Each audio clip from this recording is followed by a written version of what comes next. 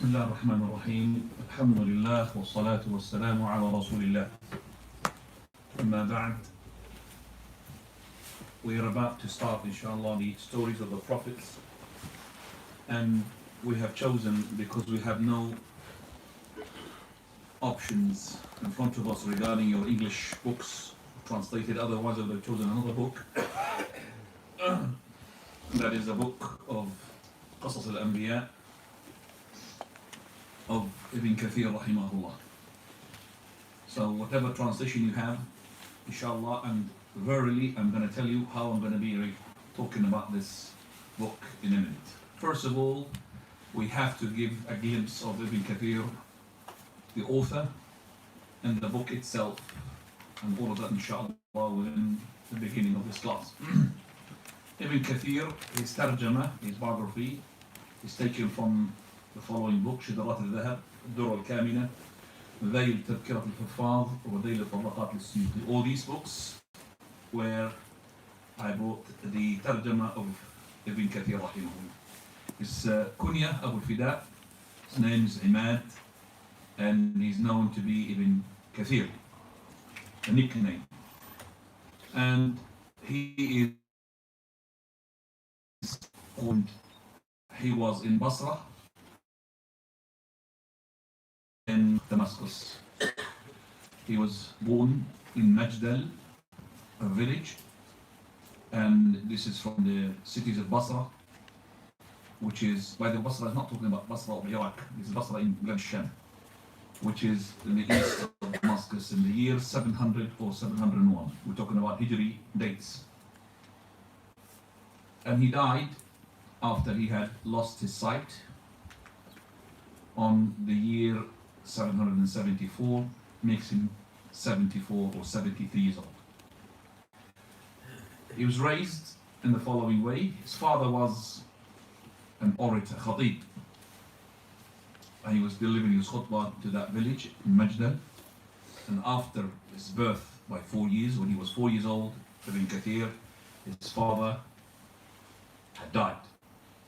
So his brother, Sheikh Abdul Wahab, not Muhammad Wahab, this is the brother of Ibn Kathir, he looked after him, and Ibn Kathir had taken the knowledge from his brother at the beginning.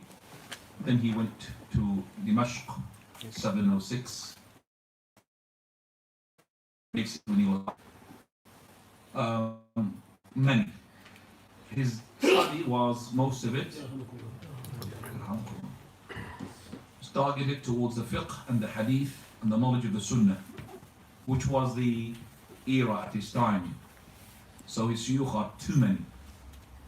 So then just mention 1 or 2 or 3 in each knowledge or section of the ulum. For example, in the fiqh, Sheikh Burhanuddin al-Fizari was known as Ibn al-Fakkah. He died in 729. That's when Ibn Kathir was 28 or 29 years old.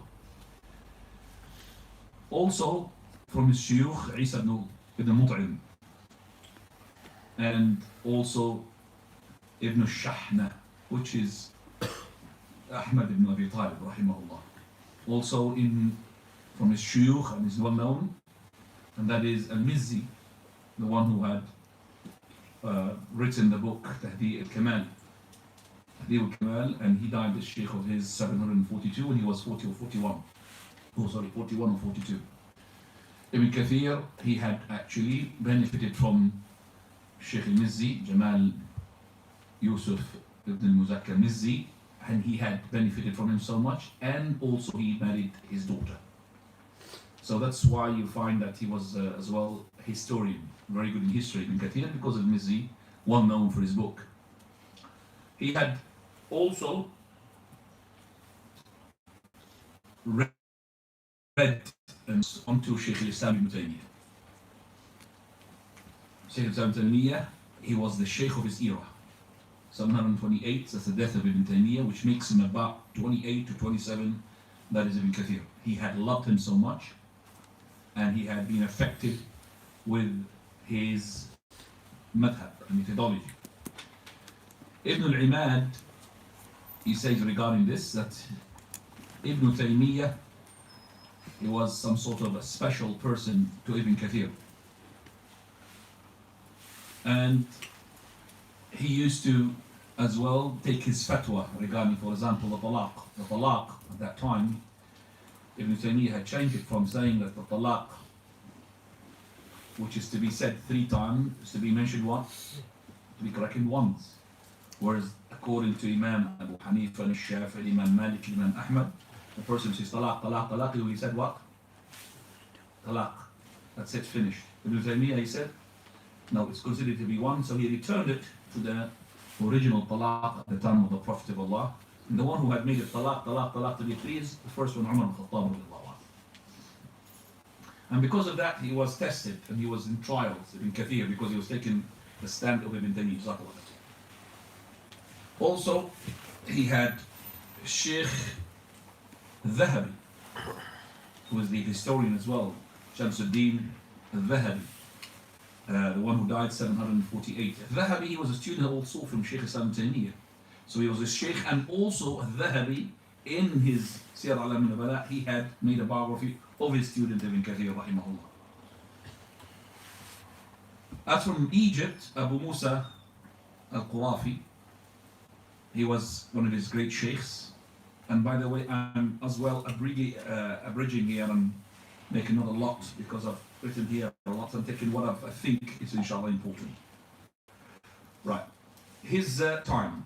If we talk about this time in Kathir, he lived in the 8th Hijri century, from the beginning of it until the end of it. And it was during the sovereignty of the Mamalik, which was governing Egypt and Bilad al-Sham.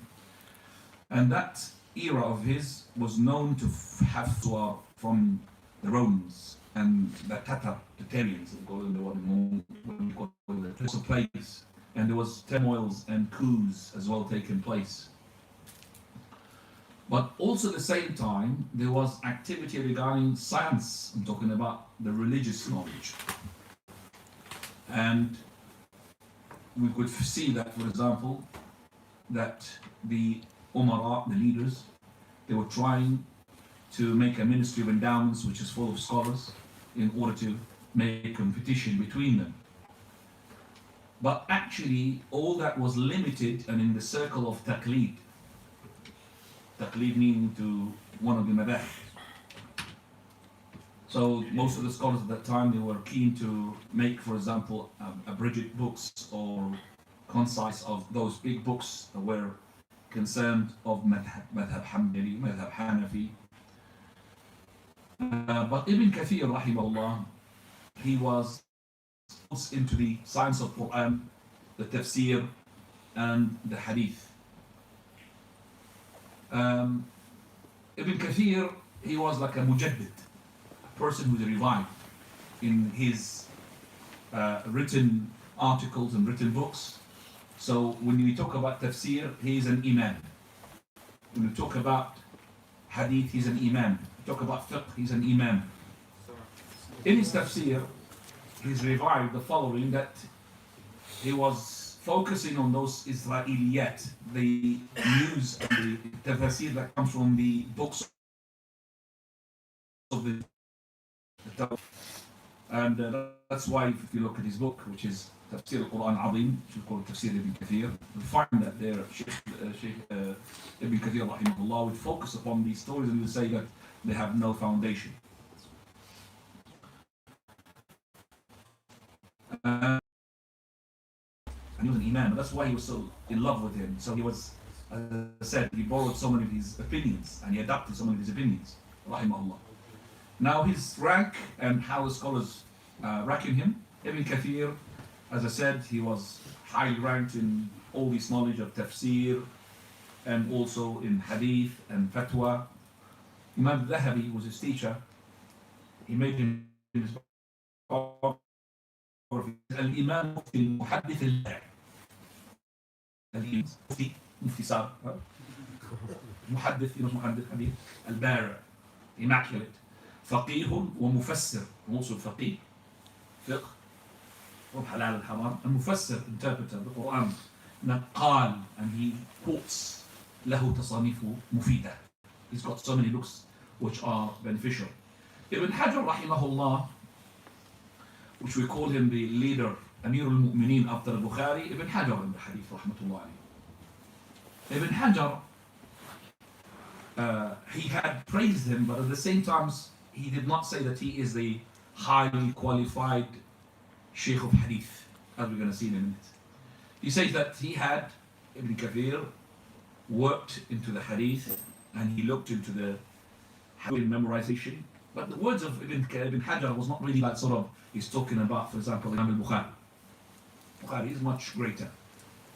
And he said that his books were, at his time, prevalent, they were spread, and people had benefited from these books after his death.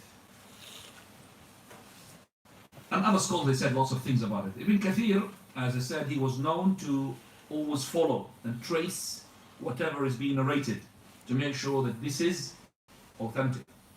So he was, like he says, in his time, the head after Ibn Taymiyyah's death and after the time of death of the Sheikh as well, al-Dhahabi. He was like the head in history, the head in hadith, and the head in tafsir. Ibn al-Imad al-Hanbali, the one we quoted before, he says that he was very good in memorization, very rare that he would forget, very good in understanding. In terms of poetry, he was not a poet. He was not a poet. Now, Ibn Hajar now, as he says now, he was not like these scholars or on the methodology of the scholars of hadith in gaining the awali, the high isnad, and distinguishing between the high isnad and the lower isnad, and all of that sort of. It's not as great in hadith, but they are better than in the Suyuti. He sort of answered what Ibn Hajar had said, as he does not agree with him. He said, verily, the most important thing in hadith is to distinguish between authentic and unauthentic, and to know whether these chains are correct or not correct, and it's not having any liars or not. As to distinguish between the high and the low, this is from the salt of the knowledge. You understand, the salt which is not really needed, fadalat, and it's not from the important things. He was in Arabic style, eloquent, when in time for him, rahmatullahi alayhi. His books, Ibn Kathir, he has so many. I'm going to mention only the important ones which are known to everybody. First one, Tafsir al-Quran al-Azim. He called it Tafsir Ibn Kathir. Suyuti, rahmatullahi alayhi, always praising Ibn Kathir and his books. He said, there is no book which has been written like the book of Ibn Kathir in terms of the style-wise. Shaykh al-Huwaini, Habibullah, he had made check-in of Tafsir Ibn Kathir. He did not finish it. It would have been great if he finished it. What he does in that Quran, he would bring the hadith and also would investigate the narration. So he's muhaddith on top of his that mufassir. And he would judge on the hadith whether it's authentic or not. Second book, which is a very great book in the history, which is al-Bidayah wal-Nihayah, the beginning and the end. You bring that with this one?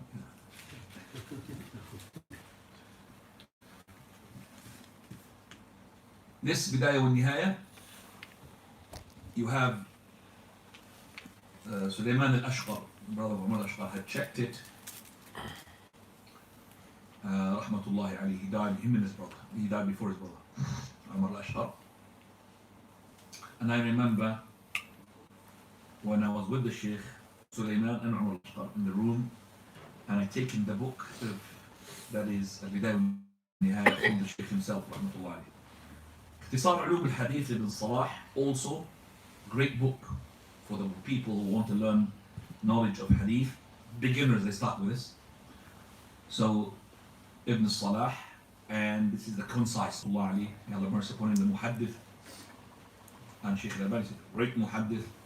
He had said al-Ba'ith al-Hadith to make more elaboration on it.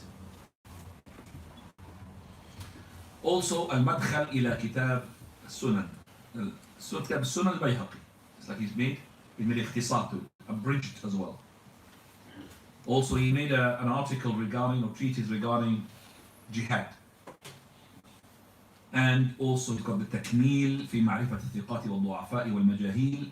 That's a hadith book, which he had gathered in that book, both Tahdhib al-Kamal to his father-in-law al-Mizzi, and Mizan al-I'tidal to his Sheikh al-Dhahabi. And he had added lots of things as well from the benefits. Al-Hadi wa Sunan, also from his books, which are very great books, Sirah al-Nabawiyya, or Fusul fi Sirat al-Rasul, which is abridged from the Sirah al-Nabawiyya. Great book as well, Fusul fi Sirat al-Rasul. If you want to have a biography of the Prophet of Allah, it would be very great to translate that book. Tabaqat al-Shafi'iyya, this talks about scholars, and also with it, there's Manaqib al-Shafi'i, the virtues of Shafi'i, Imam Shafi'i. And other books as well, in terms of Ibn Kathir. Also, he had started to even explain Sahih Bukhari, did not finish it. And we knew from Ibn Hajar that Ibn Kathir had started in explaining Sahih Bukhari, but he did not finish it. But of course, the one who had, you could say, there is no fath after the Fath al-Bari. The book of Ibn Hajar, rahmatullah alayhi, the one who explains Sahih al-Bukhari. طيب, البداية والنهاية is a well-known book. البداية والنهاية. It's got the beginning and the end, from the beginning to the end. And it's got all the history, which is packed into it. Very good if you are able to read somehow, bit by bit, bit by bit. It's very fantastic. Now we come into Qasr al-Anbiya, or our book. Qasr al-Anbiya is actually extracted from the Bidayah wa Nihayah. Extracted from the Bidayah wa Nihayah. It is very fascinating when we say Qasr al-Anbiya, that's when we want to know what are the Prophet's stories. Especially we want to know the authentic ones, because there are lots of unauthentic narrations regarding the stories of the Prophets, and lots of things which are misinterpreted. Now the first person who talked about Qasr al-Anbiya, Muhammad ibn Ishaq, the one who died in the year 150 after Hijrah. And his book is called Al-Mubtada, or Mabda. Now Ibn Hisham, in his seerah, did not focus on Qasr al-Anbiya. He focused upon the seerah of the Prophet Muhammad to Ibn Ishaq. Now, all the books of history, if you look at them, especially for example, the books that talks about the stories of the prophets, they will always start with the beginning, which is the beginning of Adam alayhi salam. Always, we start with that. Since the time of Imam al-Tabari, who had died in the year 234 after Hijrah, and he had made his history as well, Tariq al-Tabari, he started with Bid al-Khalq, beginning of creation. So we could really now see how the methodology of Ibn Kathir in his book Al-Qasas al-Anbiya, what did he introduce as a new thing, which is not being dealt with before him, and which we call it tajdeed, a revival. Now, if we look at the sources of Ibn Kathir in Qasr al-Anbiya, then we will notice that first thing, he had made Quran to be the first source of his stories of Anbiya. Talks about the stories of the prophets, first source is the Quran. So he had abided himself with what is being narrated in the Quran, and whatever goes against it from the people of the book stories, he would belie it, and which is the haqq that every Muslim should abide with. If you find a story which is in the Bible, the Torah, opposing story in the Quran, straight away, Quran, Allah says, وَمُهَيْمِنًا عَلَيْهِ, is to be quality control. So we will not believe, for example, Idris alayhi salam, or Nuh alayhi salam, shaved his head and went out and drunk and made people to hate him with stones. We don't believe, for example, Musa alayhi salam was wrestling with the Almighty subhanahu wa ta'ala. So when Ibn Kathir starts with a story of a prophet, he will straight away will gather all the verses of the Quran regarding the story of that prophet. So whatever verse in the Quran talks about the prophet, he will put them together. Which is like, we call it in Arabic, istiqsa. Taking all the story of the Quran verses and focusing on one prophet because he talks about it. And he will talk about it and he will narrate these the Quran sources according to the order of the Quran. So there's a story of Adam alayhi salam in al-Baqarah, and then one which is in al-Imran, in al-A'raf. He will put Baqarah first, and that's how he goes. Then, beside this tafsir, beside this Quran, he would start now extracting from these verses with his great methodology, which is well known. Okay, that is what is the story. Then he supports it with the Sunnah or the Athar from the companions. So Ibn Kathir, rahimahullah, he would gather the ahadith which is narrated in that particular prophet with its authentic chains, and not just to forget, he will investigate those authentic chains. Then after that, he will go to the stories which is being narrated by the historians.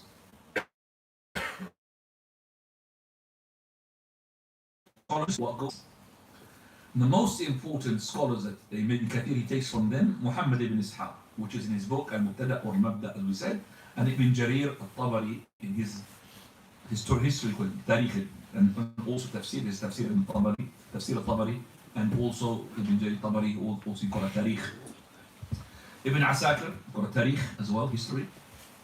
And for verily, these narrations does not really represent the core of the book, but it's actually to give support, okay, to what the Quran is saying and to the hadith of the Prophet sallallahu alaihi wasallam. Now we're talking about the last thing, which is what is the stories that have been taken from the books of the Israeliyat, the Torah, for example. Ibn Kathir, rahimahullah, he had stood regarding these stories a stand of a person who is just, not extremist, taking everything, and not also as well going, he's like a person who's watering down by not taking anything. So he did not, for example, leave it at all, and he did not depend upon it so much. So he had a number of times brought some of those stories which the Muslims believe to be true, and he had investigated not to be true. Or some of the stories which can be supported from the stories of the Torah. So, for example, when he mentioned, when we come to the Torah now, in the beginnings of Adam, the story of Adam alayhi salam, he said that the one who had made Hawa, that's what he quoted from the Torah, the one who made Hawa to eat from the tree is the snake, which they call it the serpent in the book of the Torah. And after he quoted that, he said, this is from the Torah, and the Torah is in the hands of the Jews. It got lots of mistakes in it, and lots of alterations. And also, the ones who are making this Torah in Arabic, he is translating it from the original language, and translation, he says, is not easy for anybody. For verily, especially for the one, you find a lot of mistakes in the translation. And the Quran, for example, that talks about that he had said to us that Hawa and Adam, they had clothes on top of them. Allah says, يَنْزِعُ عَنْهُمَا لِبَاسَهُمَا لِيُرِيَهُمَا سَوْآتِهِمَا. He is Allah, the shaitan, he is taking off their clothes in order to make them to see their private parts. So they had clothes on. So this verse cannot be waved away because of the story of the Torah. And also, Ibn Kathir, rahimahullah, he would read from the Torah, and he sees what is in there which has been altered and changed. And he had actually a number of times indicated to tell the people this is not correct in his book, which is Qasas al-Anbiya. So, for example, he said that I have seen in that book, which the people of the book they claim to be the Torah, that Allah subhanahu wa ta'ala, that He had made Qabil, okay, that he was to be living in the land of the light, in east of Adam. And then he mentioned some of the dates which has been mentioned by the Torah. Then after that he says that this has not been from Allah Azza wa Jal, and it's been interpolated, it's been pushed into the Torah, and lots of mistakes in it.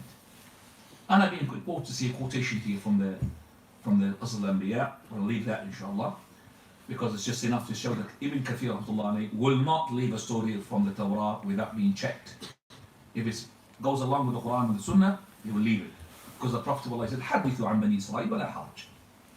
Talk about the stories of Bani Israel and there is no harm. As long as they what? They don't contradict what we have in the Quran and the Sunnah. So there's no harm if we mention some of the stories of the book if it does not contradict our Quran and Sunnah. That's very important. Hadithu an Bani Israel. And we're not allowed to say that everything in the Quran, in the Bible and the Torah is to be unfunctional. There is haqq in the Torah and the Injil. There is haqq until today. Okay? But our Quran is the one which is quality control. So Allah subhanahu wa ta'ala, when he talks to the people of the book, just go back and see. مُبَشِّرًا بِرَسُولٍ يَأْتِي مِنْ بَعْدِ اسْمُهُ أَحْمَدٍ. Allah says about Isa salam that he was giving glad tidings about a prophet, a messenger coming after him, اسمه Ahmad. يعرفونه كما يعرفون أبناءه. Allah says about these rabbis and the priests, they know that he's a prophet just like they know that these are their children. So in the book of theirs, there is still Tawheed and monotheism. And of course there are things which are being pushed into it, which is not from the Allah Azza wa Jal, which is to do with the shirk.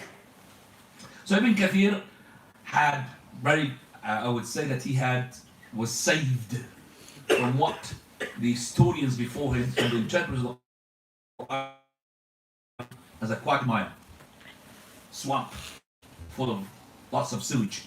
The lots of people before they fall into these stories of Bani Israel, and they started really elaborating on top of it, and they made it like as a Quran or Sunnah.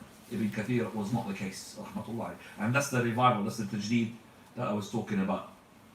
So if we want to talk about Ibn Kathir's specialty in Qasas al-Anbiya, we'll see number one, that he has encompassing all the stories and tracing the narrations, and also the checking, which is the knowledgeable checking regarding these stories, and he will take away what is not authentic and will confirm what is authentic. Thirdly, he is keen to show in his book Qasas al-Anbiya what the Quran targets, what is the maqasid, what is the knowledge that we learn, what is the lesson that we learn. Ibn Kathir also, in that book, we can find as well, that he would push away and deal with those stories which been interpolated or put into our tafsir from those who are taken from the people of the book. So he will make sure that they will be pushed away. Right, I mean, if you're going to find these examples, one example, for example, Lut, عليه السلام, when he said to the people of his village, هؤلاء بناتي هن أطهر لكم. When they came to see the guests of Lut, عليه السلام, and you know that they were sodomy. Sodomy. Where's sodomy? Understandable, yeah? The one who does not understand, you shake your head like that. Sodomy? Okay, everybody understand it. So, because this is the proper word to use it. And this is the word that we could get away with it. Okay, it's a religious word. When you use another word, we'll be in trouble.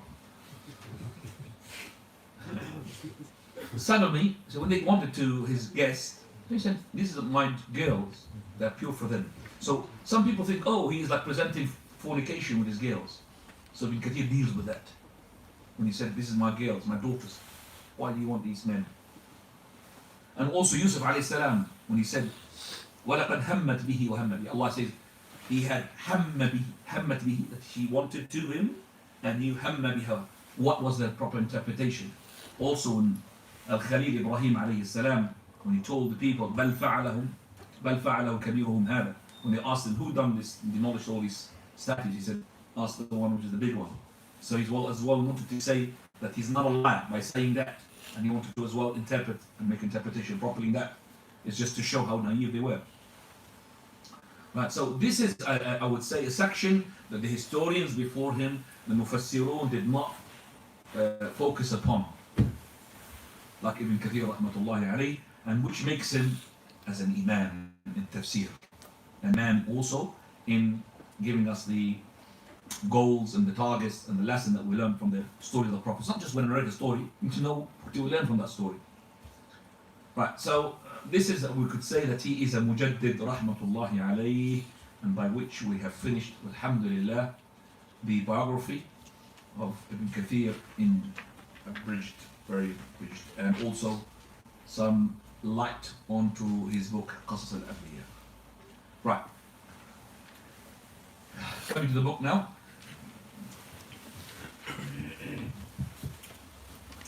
And we have a microphone which will be with the brother there, Irfan, and he will, inshallah, read what I tell him to read.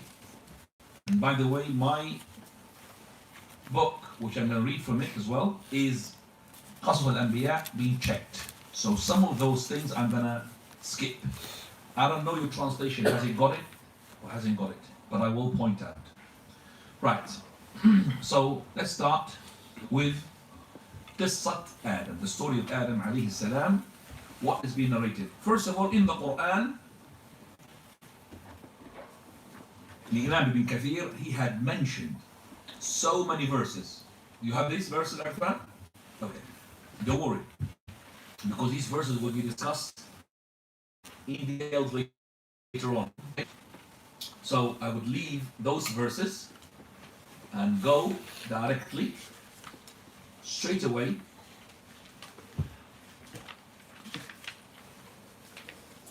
because these stories, if we're going to mention the Quran, we're going to be, I would say, year and a half when we finish. It's going to be a lot. Right.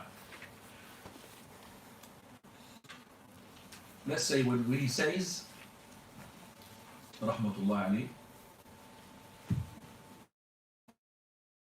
the verse which is Surah Sad 67-88. Have you got that one? After that, he's got some words. What is the page number? Help the brother. I know that it's the first time for him. Inshallah, he'll be prepared next time. We've got page 20, but it's after Surah. You got, well, I know you got the same thing as him. I don't know if it's the same translation. Let me read, and you think what I'm... Okay? For verily, Allah subhanahu wa ta'ala had mentioned the story of Adam alayhi salam in number of verses and places in the Quran.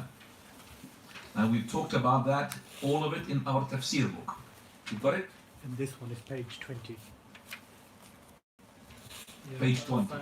You found it? So read, please. Fred. Yes. So everybody, if you haven't got a book, can you show your book, please? Oh, is it the same as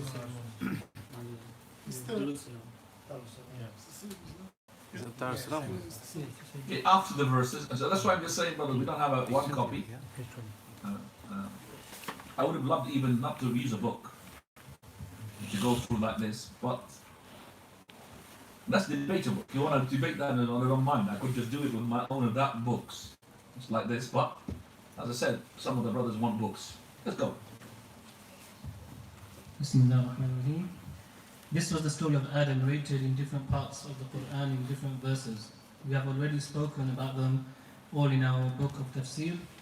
Here we will speak about what these verses meant alongside with some other related ahadith from the Prophet sallallahu alaihi wasallam. Allah the Almighty has told us. We could like now put a title for that, which is the Malaika, the angels, asking about the hikmah, the wisdom behind creation of Adam.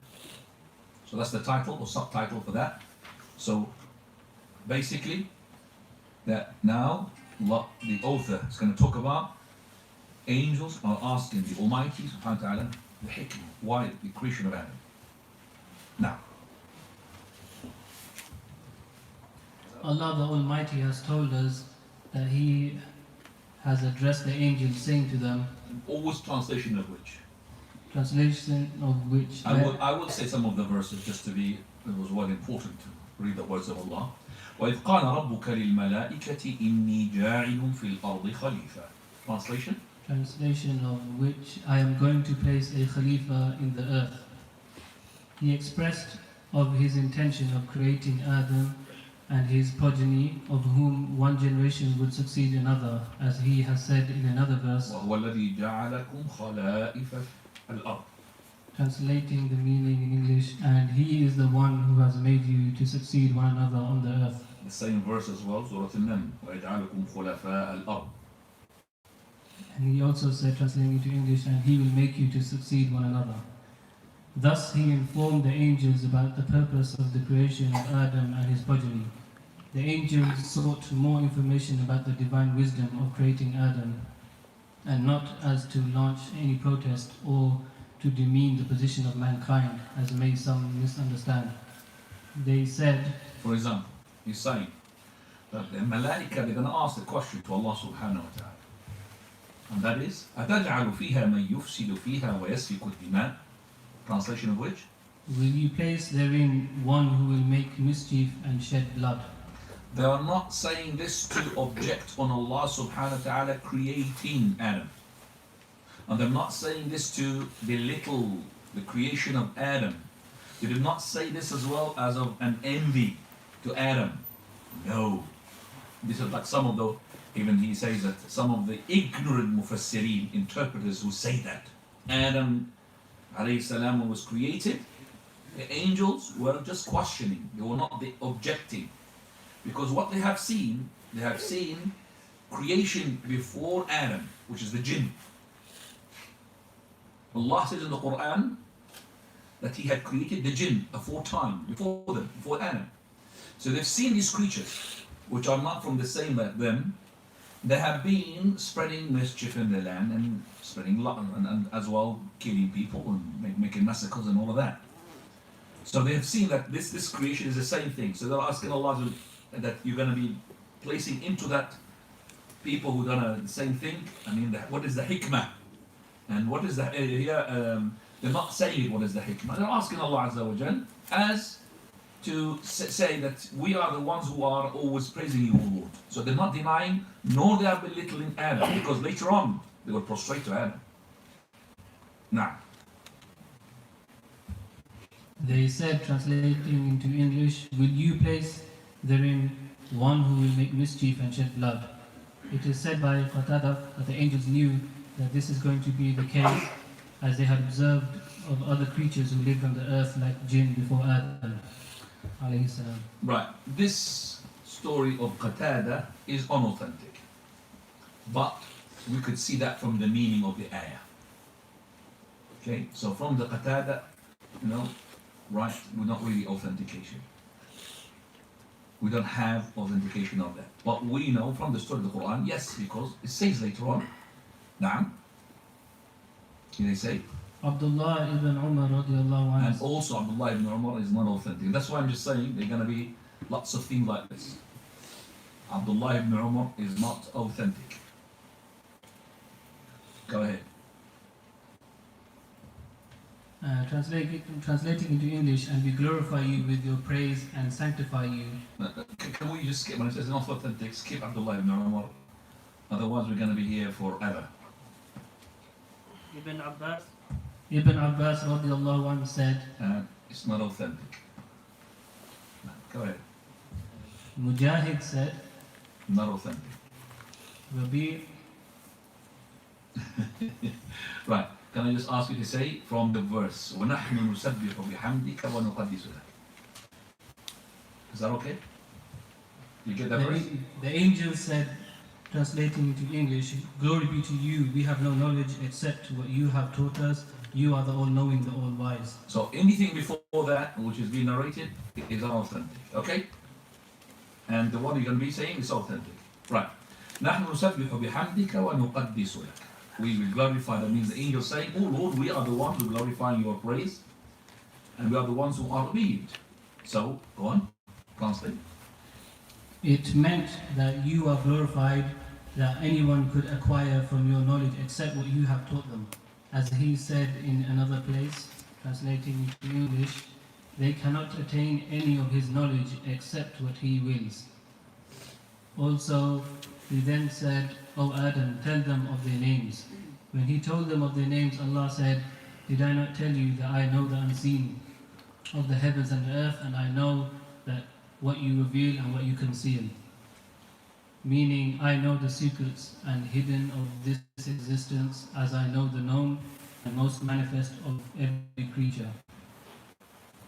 It is also said that what Allah meant from translating to English, I know what you reveal, is to refute the, and he refuted when he said, and what you conceal, the attitude of Iblis when he misbehaved and concealed arrogance and grudge against Adam alayhi salam. Right. I'm going to be cutting you now in a minute. I'm going to just make sure that I will cut off the stories which are not authentic. But first of all, let's just talk about that. First of all, Adam alayhi salam, when he was created, angels asked Allah Azza wa Jalla about the hikmah. And they also said, we glorify your name. That means we always worship you, O Lord. No one of us disobey. So if the target or the theme or the wisdom behind creating those, or Adam and those creatures, is to worship you, for verily we are worshipping you all day and all night. So he said to them, قَالَ إِنِّي أَعْلَمُ مَا لَا تَعْلَمُ. Allah said to them that I know what you don't know. That means I know where the benefit is in creating that. Allah Azza wa Jal, that moment will remind the angels every year, on the day of Arafah. When the people come to the plain of Arafah, that means the area of Arafah, and he would ask the angels, who are the same angels who would ask these questions. And by the way, the angels here, all of them. So all of them, they know about this. So he would say to them, look at these people, coming from far away. Why are they coming?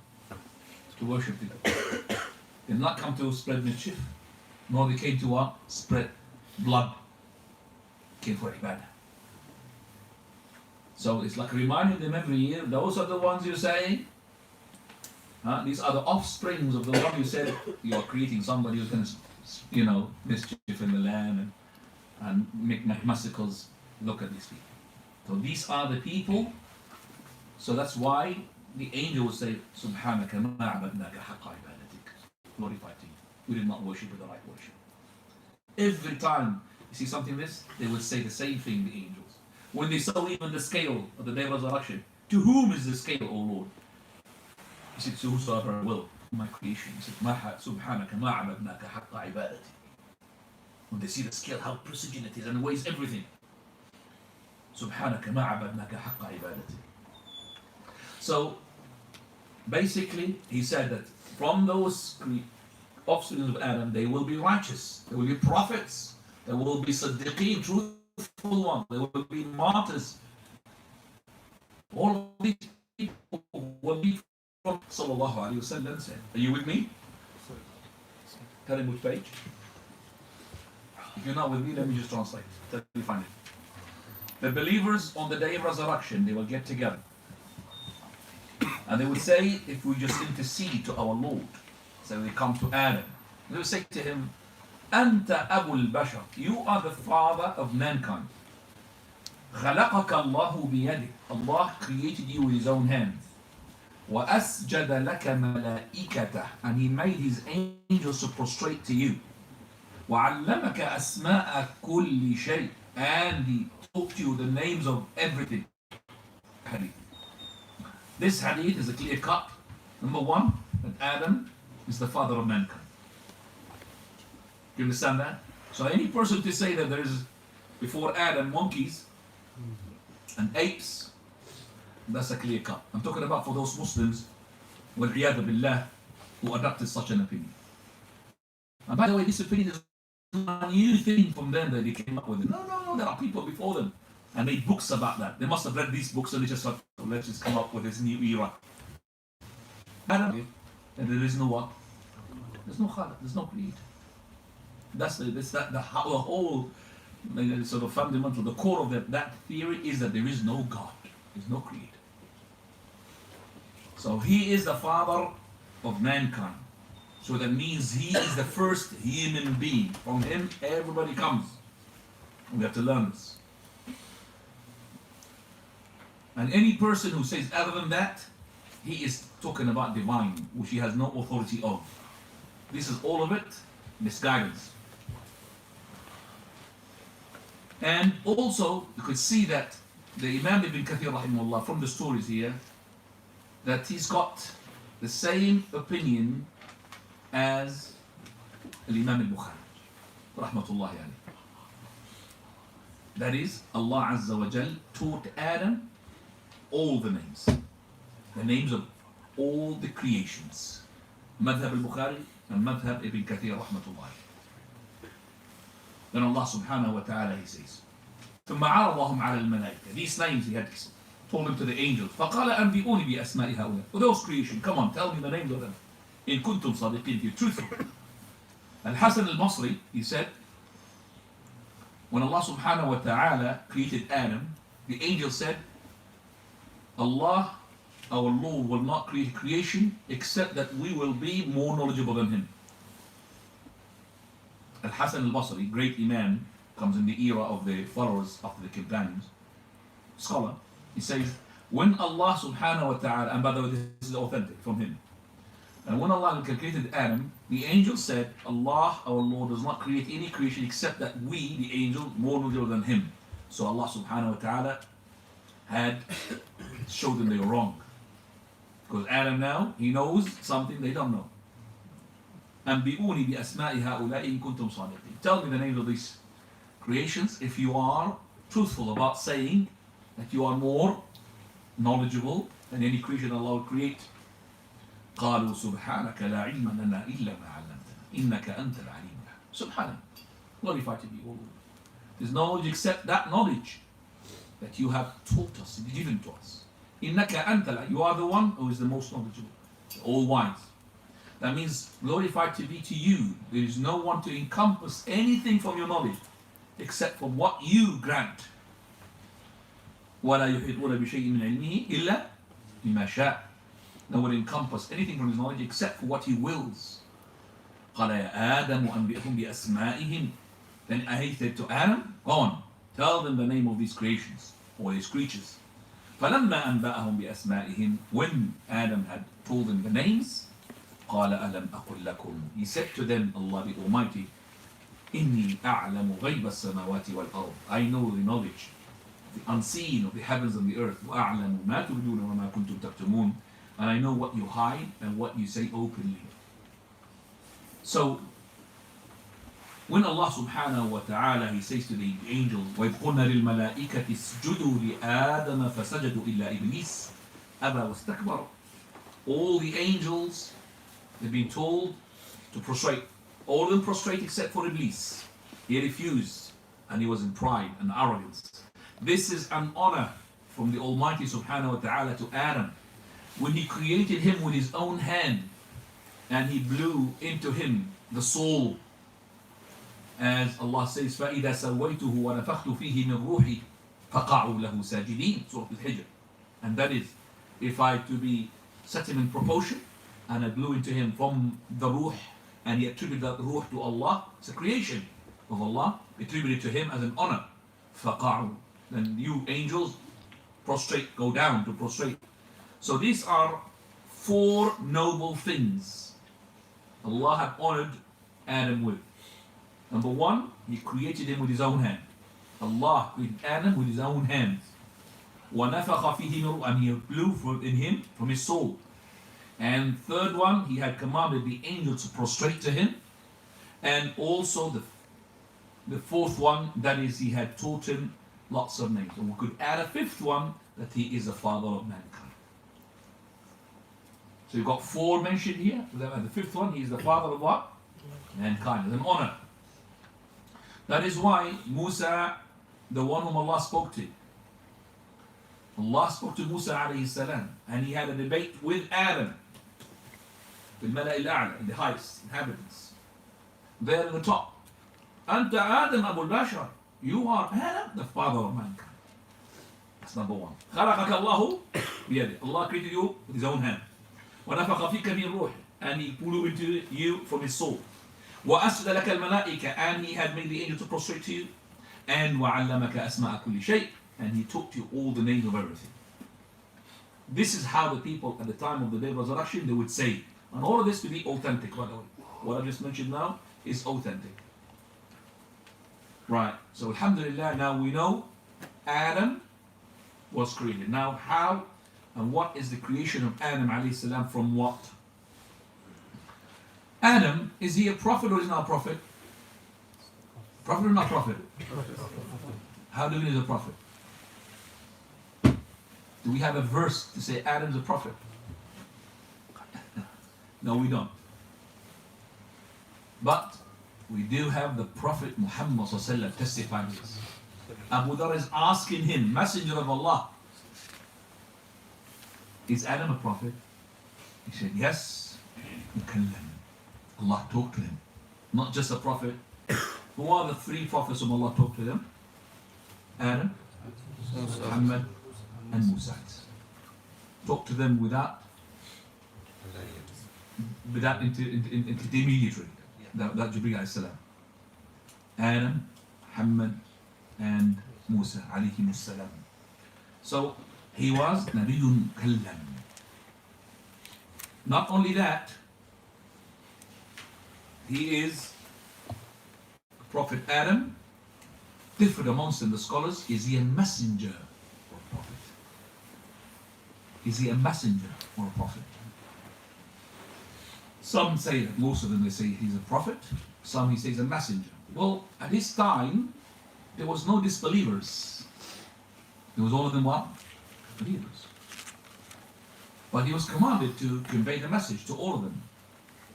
So if you said he's a messenger, you're not far from being correct.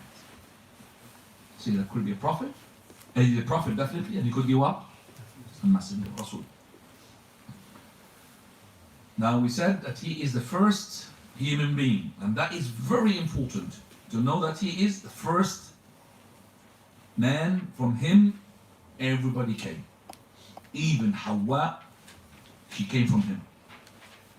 As we're going to see how Hawa, she was created. Adam alayhi salam was created in stages. Adam alayhi salam was created in stages. Those stages we mentioned in the Quran, some was mentioned in the Sunnah. The first stage was turab, sand, or soil, no, dirt. They call it dirt, yes. Turab. So Allah subhanahu wa ta'ala, he says, إِنَّ مَثَلَ عِيسَى عِنْدَ اللَّهِ كَمَثَلِ آدَمَ خَلَقَهُ مِنْ تُرَابٍ. The similarity of Isa is the similarity of Adam. Both of them were created from what? Turab. ثُمَّ قَالَ لَهُ كُنْ فَيَكُونَ. So Allah Azza wa Jal, He created Adam. The first stage was turab. And now this turab, this sand, is actually of colors. If you look at how much is the earth, what is the earth compound, what is it made of from, and now science have discovered what is your skin and your flesh is made from, you'll find 23 articles from you, is from where? From the earth. Like hydrogen, like oxygen, like carbon. I'm not going to mention all these, but I'm just saying to you. Okay? Even 70% of you is what? Water. I mean, Allah from the water made everything alive. From the water. 70% of you water doesn't mean that, oh, what is the water, brother? I can't see it. You made from sand. What is the sand, brother? I can't see it. That's what you're made of. If you look at the soap, what is it made of? What is the origin of the soap? You will see that even there's dirt into it. SO2, for example. But you don't find that. Okay? So this is the final product of Allah subhanahu wa ta'ala, the final creation of Allah Azza wa Jal, of a human being. He started from the sand. Second stage, and that is al-teen. Teen means mud. The mud means that when they mix up the sand with what? With water. So Allah Azza wa Jalla, He said regarding Iblis, خلقتني من نار وخلقته من طين. You created me from the fire, and you created him from mud, teen. So that means I'm not going to prostrate to him. That's what we're going to talk about that inshallah when we talk about the following, which is Iblis envied Adam. And that's the stage inshallah next week. Third stage, which is the teen and lazim, that is the one which is strong, being constructed from together. So teen, but it's actually now sticking to each other. So Allah subhanahu wa ta'ala, He talks about it in Surah Al-Saffat, min teen lazim.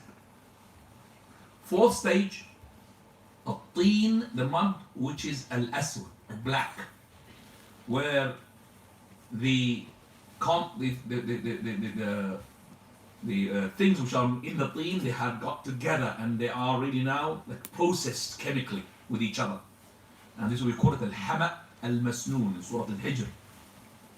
Allah subhanahu wa ta'ala, He says, وَلَقَدْ خَلَقْنَا الْإِنسَانَ مِنْ صَلْصَالٍ مِنْ حَمَأٍ مَسْنُونٍ.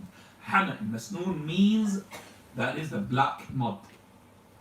And after that, the fifth stage, which we call it the dry mud. After it's been chemically processed, it became now dry. And it had like a sound like the clay. Allah subhanahu wa ta'ala said, قال خلق الإنسان من صلصال كالفخار, Surah Al-Rahman. Then the sixth stage, that is the formation of Adam and blowing into him the soul. And Allah subhanahu wa ta'ala, He says, فَإِذَا سَوَيْتُهُ وَنَفَخْتُ فِيهِ مِنْ رُوحِي فَقَعُوا لَهُ سَاجِدِينَ, which we have mentioned in Surah Sad.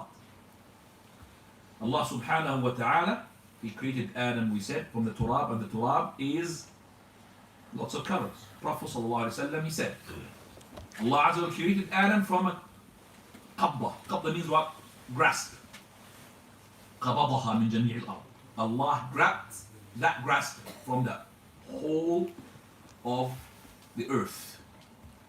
So Adam came, this is how you say it, Adam came according to the earth itself. So from them there is the red, ahmar. From them is the white. And from them there is the black. And some of them that becomes now easy. And some of them is hard, like the mountains. Because the grass is from all the earth. So it becomes like easy. That's what some of them are easy going. Some of them become what? Hard. Like mountains. So they're from all the earth. Some of them are good. Because good land. Some of them are what? Bad. One of the da'iyah who was black, mashallah, he said, I like this hadith. Very nice, mashallah. He said, I like this hadith. Because look, from all the land, we've got black, we've got white, we've got red. No racism. The earth contains all of that. And it contains as well good and no good. It contains as well easy going and not easy going. Some of the land you really call it, oh, terrible when you go on top of it. Some of them, mashallah, plain and easy. From that land, all the sons of Adam comes. طيب. After this, we stop inshallah and we give you the time for question and answers. We don't want to take a long time. And we will talk about, bi'idhnillah, Hasad Iblis, how Iblis had envied Adam. If you have any questions, please don't go to the stories which are afterwards, please. Otherwise, I'm not going to be doing anything next week. Let's stick to the one that we just discussed. Now, Sheikh, can you explain Allah blowing the ruh into Adam alayhi salam? His ruh. blowing the ruh. The ruh is not part of Allah blown into Adam. A ruh is creation. A ruh is creation. But Allah had attributed that ruh to him like He attributed the she-camel of Salih to him, Naqatullah. Allah does not use she-camel, does He? This is to honor that she-camel. Naqatullah. Like Isa alayhi salam, وَرُوحٌ مِّن. So it's not a ruh that Allah had taken from himself to put it. No, it's a creation. Okay? So it's creation. The ruh is a creation. The ruh is your second part. Without it, you will not be you. You are body and ruh. Once the ruh and the body together, then you're alive. Once the ruh depart from the body, you're dead. That's what we call the person who is asleep too much. We call him what? He's dead asleep. True or not? He's dead asleep. He's dead actually. Because the ruh departed from him. When he wakes up, the ruh what? Rejoins. So the Prophet said that the ruh, when you sleep, goes. If Allah wills, it will stay there. And if Allah wills, will what? Go back. When he goes back, you wake up, a human being again. But if it's staying there, you're dead. So he said, he woke up dead. It means he was what? He was dead, but he woke up dead as well. Because the soul did not go back to him. Now, do you understand that now? So don't be confused regarding the ruh. And there are lots of verses like this. Naqatullah as well, وَرُوحٌ مِّن. Now. Further. Did the jinns have free will, and is it Did the jinn have free will? and is it the free will that makes humans greater than the angels? Did the jinn have free will? Even the angels have free will. How about that? So what makes humans greater than the angels? What makes the human being greater than the angels? Well, there are lots of things to make the human being better than the angels. Is the angels are made to only obey. But they do have free will and they do have aql, intellect. And that's why Jibreel alayhi salam was saying to the Prophet of Allah, you should have seen me when I was putting what? Water into the mouth of Fir'aun. They wanted to say La ilaha illallah, otherwise the rahmah would come to him. He had aql. But he will not use that except in where? In obeying Allah. There is no sinning angels. What makes the question that the human being better than the angels? Well, number one, the angels being commanded to prostrate to him. So that means he is in a better rank. When we go further as well, we know that Allah subhanahu wa ta'ala, when he wanted to arbitrate between two angels who are fighting regarding a man, whether he's going to go to hellfire or paradise, the one who killed 99. Killed 99.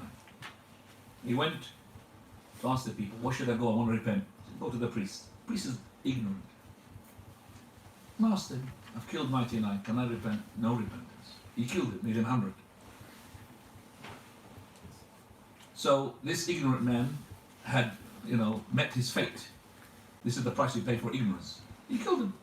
But he wanted to repent. He said, I want to repent. Where should I go? Scholar. No, the scholar who is as well religious. In the story it says he went to a monk, the first one, and I call him monkey. Like monk, that one is equivalent to monkey. There's no difference. Because he closed the gate of repentance on that person. He went to that person and said, yes, there is repentance for you. But you are in a land which is no good. You're going to stay here, you're not going to be like this. Kill him. Go to the land which are righteous people. So he went. On the way he died. And he died, he was closer to the land that he left, which is the bad land. So the angels who are taking people to paradise went down. And the angels who take people to the hellfire went down. And they started to have a dispute. He is from us. And he repented. He said, no, he killed 100 people. He does not deserve paradise. It's for us. So now Allah, he sent an angel in the form of what? A human being. To arbitrate between the angels. An angel in the form of what? Human being. This is honorable. So Allah subhanahu wa ta'ala, لَقَدْ كَرَّمْنَا بَنِي آدَمَ. So we have honored son of Adam. So he came, that angel, and he arbitrated. He said we should measure the land. If they measured the land just like it was, he would have been close to the land that he left. He would have been from the people of the hellfire. But Allah intervened. He made the land what? That is between him and the land which is the righteous, shorter. It's closer to the one which is the righteous people. And when they measured, they took in the people, the angels of paradise took him to paradise. And the lots of proofs for that. But we understand that Adam alayhi salam, when he went, Jibreel alayhi salam, when he went with the Prophet Muhammad on top of the seventh heaven, he went to the lote tree. After that, only Muhammad went to Jibreel couldn't go. And Jibreel, who's he? Better than all the angels. Not to say he's the head of the angels. He couldn't go further. So we say, what is the purpose of the lote tree? Is to mark the place where Jibreel couldn't go further. Only Muhammad and other prophets as well. Now, The monk, he wasn't a monkey. He was just ill-informed, wasn't he? the monkey was not a monkey. Well, maybe he was swearing against the monkey, sorry. But we say that any person who is a jahil, he is, Allah described, أُولَٰئِكَ كَالْأَنْعَامِ, like animals. بَلْ هُمْ أَضَلُّ. And maybe the brother is trying to say to me that there are priests who are knowledgeable, and there are priests who are not knowledgeable. So the priests who are not knowledgeable and pretend to be priests, those who Allah subhanahu wa ta'ala, and thank you for saying that, those are the ones Allah subhanahu wa ta'ala talked about when He said regarding them, يُضِلُّونَ النَّاسِ, they are misguiding the people. يُحَرِّفُونَ الْكَلِمِ مِنْ بَعْدِ مَوَاضِعِهِ, or عَنْ مَوَاضِعِهِ, 2 verses. They take the words away from its truthfulness. Those are the ones who are deserving the description of al-an'am, monkeys or whatever. But verily there are priests, because the one he went to him, he is a priest. Second one. But he is a knowledgeable one. Speaks from knowledge. Jazakallah khair. As you mentioned, the angels were asking wisdom behind the creation of Adam alayhi salam, and saying that he would go on the earth and create mischief. But until that time, Adam alayhi salam wasn't supposed to go on earth because he went to the tree, and after that this taken place. How come the angels have the knowledge of Adam alayhi salam will be punished and will be sent down to earth? Because Allah in the verse says, behold, he said, behold, inni ja'ilun fil ardi khalifa. I'm going to place on the earth. Allah told the angels, I'm going to make generation there to inherit the earth. Not to be Khalifa as it means successors for me. That the people think Khalifa means like he's going to be like representing God. Not to govern the earth. They are the ones who are going to govern the earth. So it's wrong to say that Adam alayhi salam actually went to the tree and did what he was not supposed to do, and that's why he was sent down to earth. It's wrong. That was on the qadr of Allah. We're going to describe that. That is, yeah. we're going to describe. We're going to go forward, but that is part of the thing that we need to know. That's why how Adam overwhelmed and proved his hujjah against Musa alayhi salam. That's the way we talk about that. The debate we took between them. Said, you have read that this is my qadr. I'm going to go to earth anyway. So it's not because of me you went to qadr. No, Allah, to the earth. Qadr is to the earth. But that sin, Allah Azza wa Jal exempted his repentance. Yeah. And it's not a major sin, by the way. Yes. It's not a major sin. No prophet would make major sin. Jazakallah khair.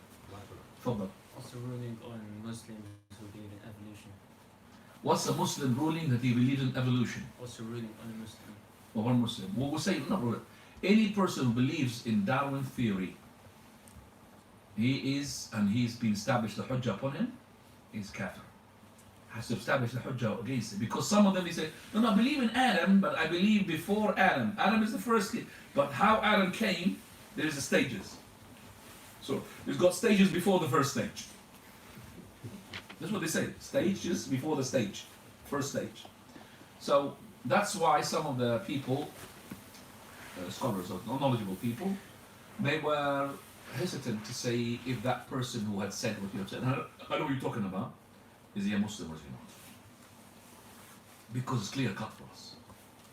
Adam alayhi salam, Abu al-Bashar. Why do we want to depend upon philosophers which they are bringing things which have not been substantiated with evidence when we Allah talking to us, subhanallah. We leave the words of Allah, the words of the prophets of Allah. We go to the words of a person who doesn't know how to wipe himself in the toilet. Wallahi. Why do we want to do that? Creators talking to us. We and the Christian and the Jews all together again, you know that. All of them. They are against this Darwin theory. Or any person who's religious and believes in this Darwin theory. And one of the best refutation of Darwin theory I've seen, made by a Christian, you know that? On YouTube. YouTube it, please. That's a new verb. YouTube it, Google it. In there you'll find Christians, by the way, but Muslims have cut the Christianity out of it and they put that argument, which is very good. I really like when they go to the professors in the universities and to students, and then what is Darwin theory? And they put them into a very embarrassing situation. They can't answer the question. And then, how do you prove it? 100 million years ago. Were you there, brother? 100 million years ago? Were you there? What are there? So how do you believe in something this is the law? And then they think we are stupid religious people. That's what they think of us. We only follow, what is being imposed upon us. I think you are the one who's being imposed upon you. What we believe in makes logic. Yours doesn't make logic. Give me one species that had evolved completely, not adaptation. You know what's adaptation? And evolving. Adaptation is like a bird has a beak in some area, and then he left another area, and he developed another beak to, for example, be useful to him for that wood. That's adaptation, I guess. But a bird goes into a monkey, and a monkey goes into a donkey, and a donkey goes into a lion goes into a horse. What is that? Did you find this? So when I found this, very good. Anybody's got it? Please give it to the brothers. Very good. Sheikh? You have got it? Please just give a link. Very good. Literally, wallahi, it's very good. And they want to show that how naive these people believe this is. Now. Do we know about the angels' numbers? Do they decrease? Do they increase? Do they do the same, or we don't know? The numbers. Do they know about the numbers of the angels decrease or decrease?